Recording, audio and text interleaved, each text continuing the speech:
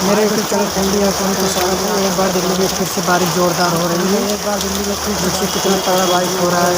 आपको वीडियो में भी दिखाया था कि इतना तेज बारिश हुआ था कि नई दिल्ली स्टेशन पे 2 महिला बच्चे को लेकर जनरल डिब्बा में चढ़ रहे थे ट्रेन में, मौत से बचे थे 2 लोग।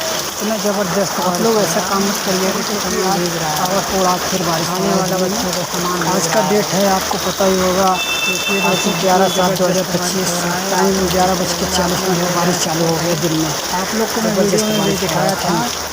आप सभी लोग मेरे यूट्यूब चैनल में आप सभी लोग मेरे चैनल को सब्सक्राइब करिए, सपोर्ट करिए ज़्यादा से ज़्यादा। स्टेशन में ट्रेन में चढ़ रहे थे, जनरल डिब्बा में मौत से बच गए थे। आज देखो बारिश हो रहा है, किस तेज बारिश। बहुत बहुत धन्यवाद भाई, आप सभी लोग मेरे यूट्यूब चैनल फैमिली आप सभी लोग स्वागत है।